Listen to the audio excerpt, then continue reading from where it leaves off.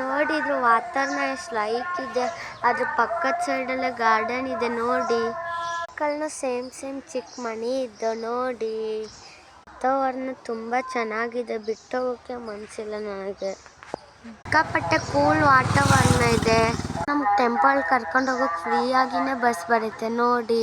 ಈ ಗಾರ್ಡನ್ ಈ ರೀತಿ ಇದೆ, ಕ್ಲೀನ್ ಇದೆ.